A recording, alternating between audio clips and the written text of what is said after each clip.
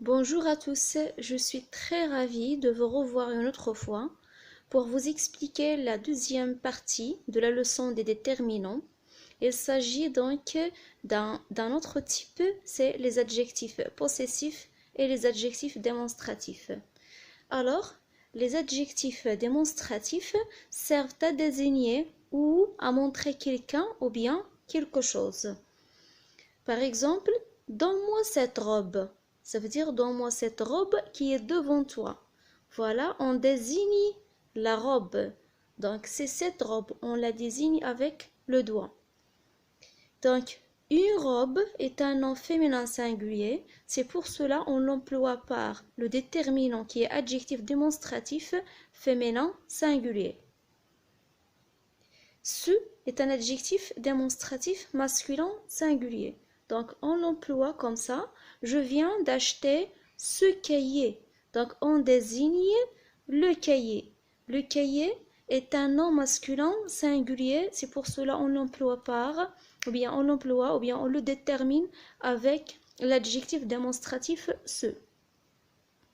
Passons au troisième adjectif, c'est cette avec un seul T. C'est un adjectif démonstratif masculin.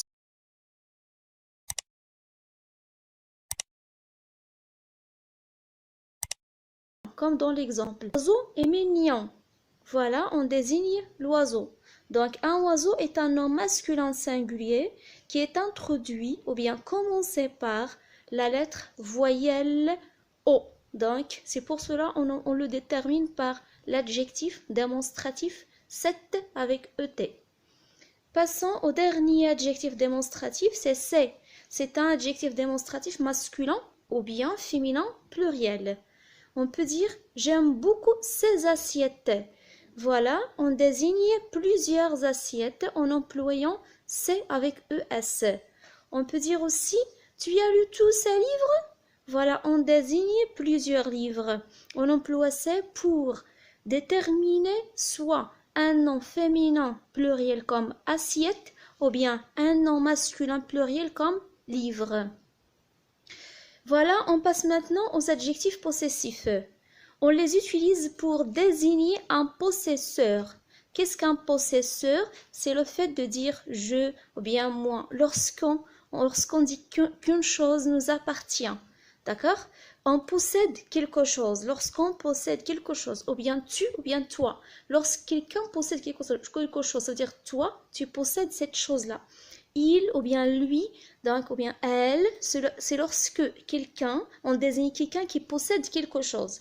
Voilà pour mieux comprendre. Avant, donc, il faut dire que les adjectifs possessifs s'accordent en genre et en nombre avec le nom auquel ils se rapportent. Exemple 1, mon copain est blanc.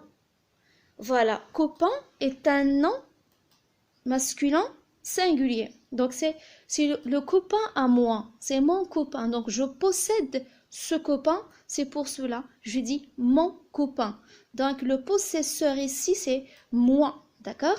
Deuxième exemple. Ma copine est blonde. Donc, je possède une copine. C'est un nom féminin singulier. C'est pour cela, on la détermine. On détermine le nom féminin par ma. Mes copains sont blancs. Voilà, j'ai plusieurs copains. Je possède plusieurs copains. Ce sont à moi. Donc, pour cela, j'utilise mes. Mes copains sont blancs avec S à la fin. Copain est un nom masculin pluriel. Mes copines sont blondes. Voilà, je possède plusieurs copines féminines. Donc, j'utilise mes. Voilà pour mieux comprendre les différents adjectifs possessifs. Je les emploie dans le tableau avec les différents possesseurs. Voilà, ce sont des possesseurs singuliers. Le premier possesseur, c'est je, ou bien lorsqu'on dit moi. On peut dire ma copine, ma, avec un nom féminin singulier. Mon cartable, c'est pour la première colonne, s'il vous plaît, donc. Mon cartable, mon plus un nom masculin singulier. Mes professeurs, donc copine, cartable, professeur, je les possède. Ils sont à moi. Lorsqu'on dit ce que tu possèdes, D'accord? Donc, la chose qui t'appartient ou bien la personne qui t'appartient. Tu ou bien toi. On ne dit pas ma copine, on dit ta copine. On dit ton cartable et tes professeurs. Lorsqu'on parle de il, ou bien elle, ou bien lui. Donc, c'est sa copine à lui, à quelqu'un. Son cartable à lui. Ses professeurs à lui. On passe au possesseur pluriel. Il y a nous, ça veut dire la chose que nous possédons. Vous, la chose que vous possédez, ou bien la personne que vous possédez, ou bien quelqu'un que vous possédez. Il et elle, c'est leur. Donc on dit notre copine. Nous sommes plusieurs et nous avons une copine. On dit notre copine. Notre cartable, ça veut dire nous sommes beaucoup de personnes, mais nous avons un seul cartable, donc on dit notre cartable. Nos professeurs, ça veut dire nous sommes beaucoup. Les professeurs aussi sont beaucoup. C'est pour cela on ne dit pas notre professeur. On dit notre professeur, c'est on possède un seul professeur. Non, dans ce cas-là, on a plusieurs professeurs. Par exemple, le groupe classe qui contient 20 personnes, 20 élèves. Ces 20 élèves ont par exemple 8 professeurs ou bien 6 professeurs. Ils disent nos professeurs. La même chose pour vous. Donc, vous, on a votre copine. Lorsqu'on s'adresse à quelqu'un, on dit j'ai vu par exemple votre copine. Ou bien votre cartable. Donc, vous êtes beaucoup, vous avez un seul cartable, votre cartable. Vous êtes aussi beaucoup et vous avez plusieurs professeurs, on dit vos professeurs. Ils, donc, on dit leur copine, ça veut dire c'est la copine à eux, d'accord? C'est leur copine, leur cartable, leurs professeurs. Ce sont beaucoup avec, ils ont plusieurs professeurs, donc on dit leur avec S, professeur avec S. Donc, il faut d'abord faire attention à une remarque. J'apprécie ton opinion. Regardez bien ici, ton c'est un adjectif possessif. Adjectif possessif qui est masculin singulier. Opinion est un nom féminin singulier. Donc, pourquoi on utilise ton opinion, c'est pas ta opinion. C'est parce que opinion est un nom féminin qui est commencé par une voyelle. Donc, on ne peut pas dire ta opinion, mais il faut dire ton opinion.